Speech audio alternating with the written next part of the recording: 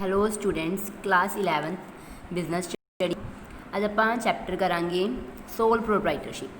ਸੋਲ ਮਤਲਬ ਕੀ ਹੁੰਦਾ ਆਪਣੇ ਕੋਲੇ? Single. Proprietor means owner.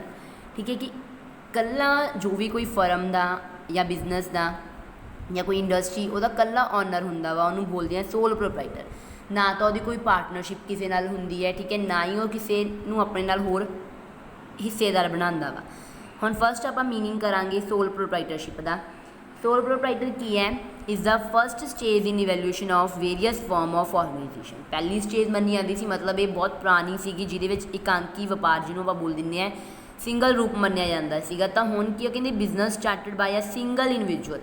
Business ਕੱਲਾ ਇੱਕ ਸਿੰਗਲ ਪਰਸਨ ਸਟਾਰਟ ਕਰ ਲੈਂਦਾ। ਇਹਦੇ ਵਿੱਚ ਕੋਈ ਇੰਨੇ ਜ਼ਿਆਦਾ ਆਪਾਂ ਨੂੰ ਗਵਰਨਮੈਂਟ ਦੀ ਵੀ ਰੈਗੂਲੇਸ਼ਨ, ਗੌਰਮੈਂਟ ਦੇ ਜੋ ਰੂਲਸ ਵਗੈਰਾ ਹੁੰਦੇ ਹੈ ਉਹਦੀ ਵੀ ਜ਼ਿਆਦਾ ਲੋੜ ਨਹੀਂ ਹੁੰਦੀ। ਉਹਨੂੰ ਆਪਾਂ ਕੀ ਬੋਲਦੇ ਹਾਂ? Sole proprietor.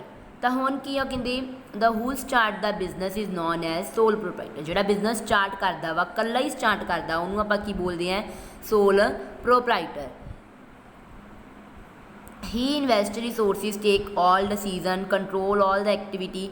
ਜਿੰਨੇ ਸਾਰੇ ਬਿਜ਼ਨਸ ਦੇ ਵਿੱਚ ਉਹਨੇ ਪੈਸਾ ਲਗਾਉਣਾ ਵਾ, ਕੰਟਰੀਬਿਊਟ ਕਰਨਾ, ਕੈਪੀਟਲ ਲਗਾਉਣੀ ਹੈ 50,000, 1 ਲੱਖ, 2 ਲੱਖ, ਜਿੰਨੀ ਵੀ ਉਹਦੀ ਮਰਜ਼ੀ, ਜਿੰਨਾ ਉਹ ਬਿਜ਼ਨਸ।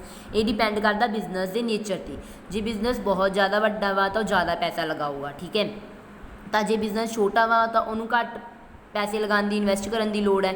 ਜਿੰਨੇ ਸਾਰੇ ਡਿਸੀਜ਼ਨਸ ਹੈ ਆਪਾਂ ਕਿਹਨੂੰ ਕਿੰਨਾ, ਮਤਲਬ ਕਿਸੇ ਪਰਸਨ ਨੂੰ ਹੋਰ ਆਪਾਂ ਨਹੀਂ ਰੱਖਣਾ, ਮਤਲਬ ਇਹ ਸਾਰੇ ਦੇ ਸਾਰੇ ਮੈਨੇਜਮੈਂਟ ਵੀ ਇਹੀ ਕਰਦਾ ਵਾ, ਉਹਨਾਂ ਨੂੰ ਕੰਟਰੋਲ ਵਗੈਰਾ ਸਭ ਕੁਝ ਇਹੀ ਕਰਦਾ। ਐਂਡ ਟੇਕ ਆਲ ਪ੍ਰੋਫਿਟਸ, ਸਾਰੇ ਪ੍ਰੋਫਿਟਸ ਵੀ ਖੁਦ ਹੀ ਲਊਗਾ ਅਤੇ ਜਿੰਨਾ ਰਿਸਕ ਆਪ ਹੀ ਸਹਿਨ ਕਰਦਾ ਵਾ, ਠੀਕ ਹੈ, ਜਿੰਨਾ ਵੀ ਕੋਈ ਆਪਾਂ ਨੂੰ ਬਿਜ਼ਨਸ ਦੇ ਵਿੱਚ ਰਿਸਕ ਹੁੰਦਾ ਵਾ। ਸੋਲ ਪ੍ਰੋਪਰਾਈਟਰ ਕੀ ਆ? ਹੁਣ ਆਪਣੇ ਕੋਲ ਇੱਕ ਸਿੰਗਲ ਪਰਸਨ ਹੁੰਦਾ ਵਾ, ਜਿਹੜਾ ਸਾਰਾ ਖੁਦ ਬਿਜ਼ਨਸ ਸਟਾਰਟ ਕਰਦਾ ਵਾ ਅਤੇ ਸਾਰੇ ਬਿਜ਼ਨਸ ਦੇ ਰੂਲਸ ਵਗੈਰਾ ਜਾਂ ਕੋਈ ਵੀ ਉਹਨੇ ਜੋ ਡਿਸੀਜ਼ਨ ਵਗੈਰਾ ਲੈਣਾ ਉਹ ਖੁਦ ਲੈਂਦਾ ਵਾ ਅਤੇ ਬੀਅਰ ਵੀ ਸਾਰਾ ਆਪ ਹੀ ਫੇਸ ਕਰਦਾ ਵਾ। ਹੁਣ ਆਪਣੇ ਕੋਲ ਕੀ ਹੈ? ਕਰੈਕਟਰਿਸਟਿਕ ਆਫ ਸੋਲ ਪ੍ਰੋਪਰਾਈਟਰਸ਼ਿਪ। ਕਰੈਕਟਰਿਸਟਿਕ ਦੇ ਵਿੱਚ ਫਸਟ ਆਪਣੇ ਕੋਲ ਕੀ ਹੈ ਕਿ ਮਤਲਬ ਇਹਦੀਆਂ ਵਿਸ਼ੇਸ਼ਤਾਵਾਂ ਕੀ ਹੈ? ਇਕੱਲੇ ਵਪਾਰ ਦੀਆਂ, ਇਕੱਲੇ ਓਨਰ ਦੀਆਂ। ਫਸਟ ਹੈ ਇੰਡੀਵਿਜੂਅਲ ਓਨਰ। ਆਪਾਂ ਪਹਿਲਾਂ ਹੀ ਕਰ ਲਿਆ। ਸੋਲ ਮਤਲਬ ਕੀ ਹੈ? ਇੰਡੀਵਿਜੂਅਲ। ਪ੍ਰੋਪਰਾਈਟਰ ਕੀ ਹੁੰਦਾ? ਓਨਰ। ਤਾਂ ਇਕੱਲਾ ਸਿੰਗਲ ਓਨਰ ਹੋਊਗਾ, ਇੱਕ ਹੀ ਪਰਸਨ, ਠੀਕ ਹੈ।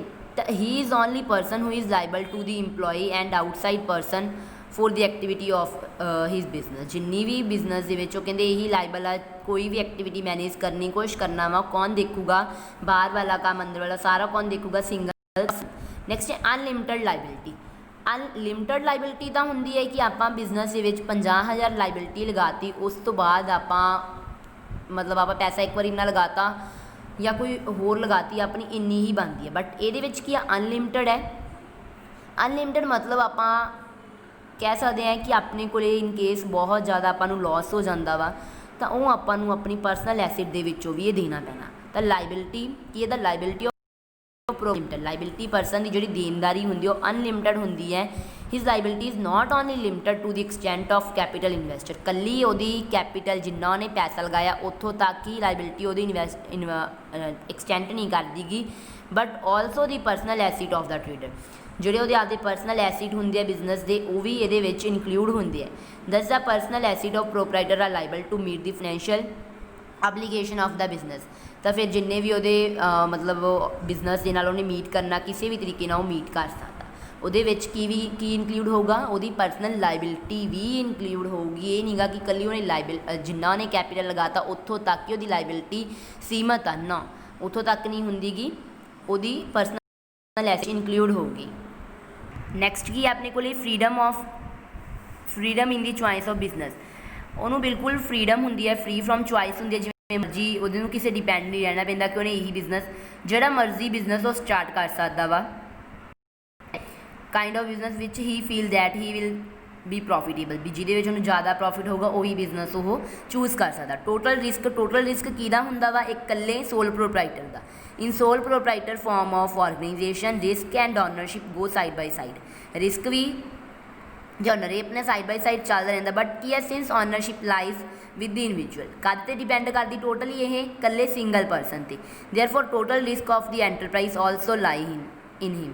मतलब ਜਿਹੜੀ ਪੂਰਾ ਦਾ ਪੂਰਾ ਟੋਟਲ ਰਿਸਕ ਵੀ ਐਂਟਰਪ੍ਰਾਈਜ਼ ਦਾ ਕਾਹਦੇ ਉੱਪਰ ਡਿਪੈਂਡ ਹੁੰਦਾ ਵਾ ਇਕੱਲੇ ਇੱਕ ਸਿੰਗਲ ਪਰਸਨ 'ਤੇ ਵੀ ਜਿੰਨਾ ਚਾਹੇ ਮਰਜ਼ੀ ਉਹਨੂੰ 10,000 ਦਾ ਰਿਸਕ ਕਾਫੀ ਜ਼ਿਆਦਾ ਰਿਸਕ ਹੈ ਉਹਨੂੰ ਚਾਹੇ ਲੋਸ ਹੈ ਕੁਛ ਹੋ ਰਿਹਾ ਵਾ ਉਹ ਇਕੱਲਾ ਹੀ ਹੋਰ ਕੋਈ ਪਰਸਨ ਨਹੀਂ ਫੇਸ ਕਰੂਗਾ ਕਿਉਂਕਿ ਕੀ ਹੈ ਇਹ ਇਕੱਲਾ ਹੀ ਓਨਰ ਹੈ ਸਾਰੇ ਡਿਸੀਜ਼ਨਸ ਆਪ ਲੈਂਦਾ ਇਸ ਕਰਕੇ ਟੋਟਲ ਰਿਸਕ ਵੀ ਇਹੀ ਬੀਅਰ ਕਰਦਾ ਵਾ।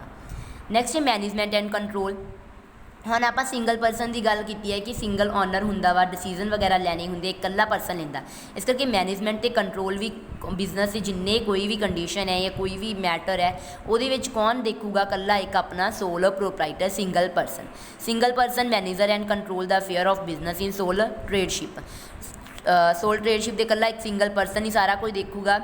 ਹੀ may do so with the help of other person but ultimate authority and responsibility vest in ਬਈ ਜਿਹੜੀ ਦੀ ਪੂਰੀ ਰਿਸਪੋਂਸੀਬਿਲਿਟੀ ਆ ਉਹ ਆਦੀ ਕਿਸੇ ਨਾਲ ਉਹ ਹੈਲਪ ਜ਼ਰੂਰ ਲੈ ਸਕਦਾ ਵਾ ਥੋੜ੍ਹੀ ਬਹੁਤੀ ਉਹਦੀ ਮਰਜ਼ੀ ਉਹਨੇ ਸਰਵੈਂਟ ਰੱਖਣਾ ਨਹੀਂ ਰੱਖਣਾ ਠੀਕ ਹੈ ਸਰਵੈਂਟ ਮੀਨਸ ਅਗਰ ਉਹਨੇ ਆਪਣੇ ਨੀਚੇ ਕੋਈ ਇੰਪਲੋਈ ਰੱਖਣਾ ਤਾਂ ਰੱਖ ਵੀ ਸਕਦਾ ਬਟ ਪੂਰੀ ਦੀ ਪੂਰੀ ਅਲਟੀਮੇਟ ਜੋ ਅਥੋਰਿਟੀ ਰਿਸਪੋਂਸੀਬਿਲਿਟੀ ਉਹ ਕਿਹਦੀ ਹੋਊਗੀ ਸਿਰਫ ਔਰ ਸਿਰਫ ਸਿੰਗਲ ਪਰਸਨ ਦੀ ਸੋਲ ਪ੍ਰੋਪਰਾਈਟਰ ਦੀ।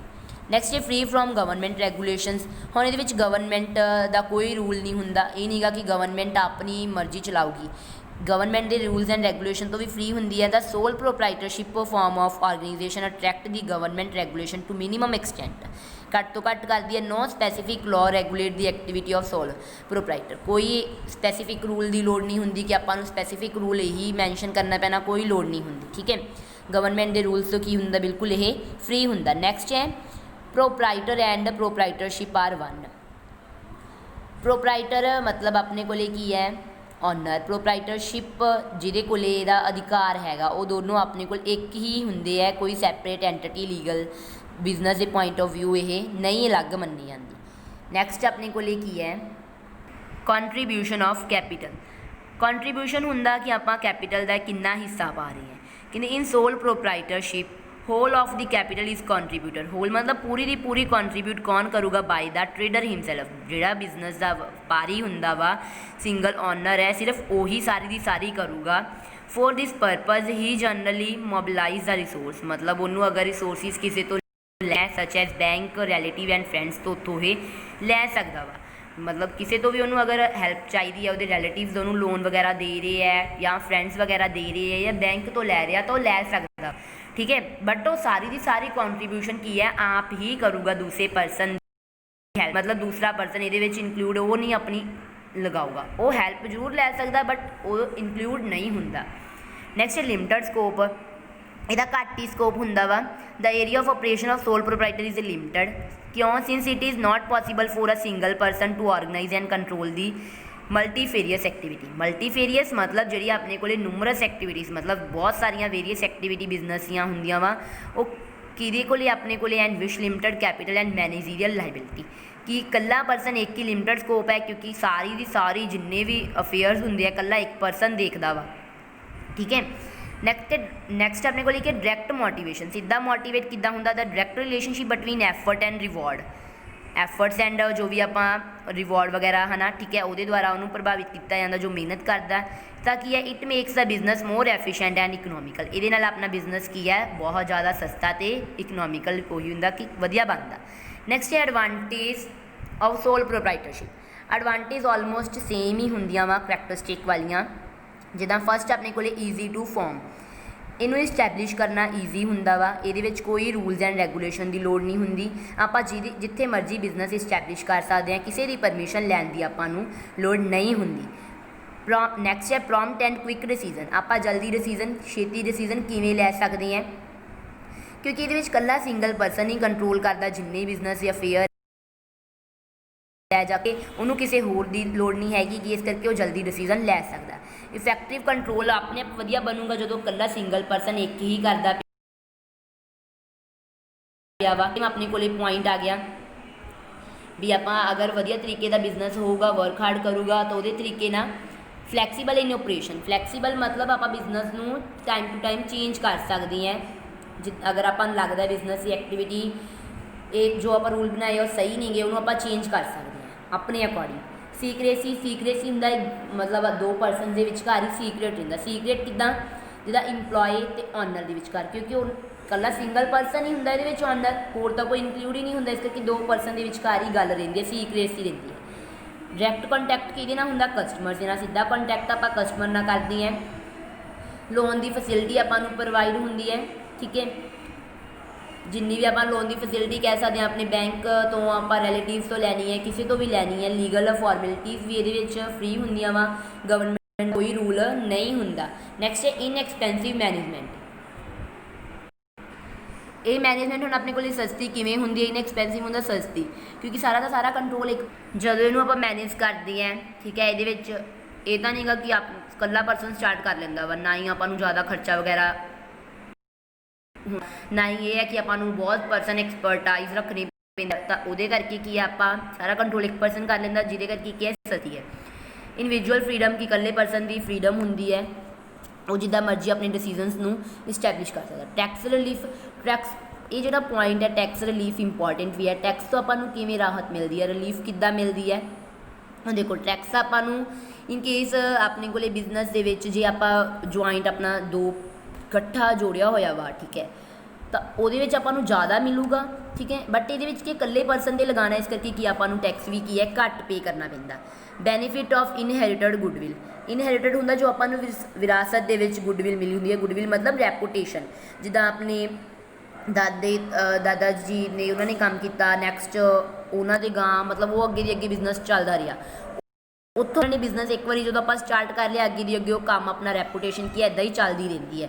ਸੈਲਫ ਇੰਪਲੋਇਮੈਂਟ ਹੈ, ਆਪਾਂ ਇਕੱਲਾ ਪਰਸਨ ਬਿਜ਼ਨਸ ਸਟਾਰਟ ਕਰ ਲੈਂਦਾ ਵਾ। ਈਜ਼ੀ ਟੂ ਡਿਸੋਲਵ, ਇਹਨੂੰ ਕਦੋਂ ਮਰਜ਼ੀ ਆਪਾਂ ਬੰਦ ਕਰ ਸਕਦੇ ਹਾਂ, ਜਦੋਂ ਮਰਜ਼ੀ ਸਟਾਰਟ ਕਰ ਸਕਦੇ ਹਾਂ, ਕਿਸੇ ਦੀ ਪਰਮਿਸ਼ਨ ਦੀ, ਕਿਸੇ ਦੀ ਕੋਈ ਆਪਾਂ ਨੂੰ ਲੋੜ ਨਹੀਂ ਹੁੰਦੀ ਗੀ, ਠੀਕ ਹੈ। ਬਹੁਤ ਜ਼ਿਆਦਾ ਇੰਪੋਰਟੈਂਟ ਆਪਣੇ ਕੋਲੇ ਸੋਲ ਪ੍ਰੋਪਰਾਈਟਰਸ਼ਿਪ।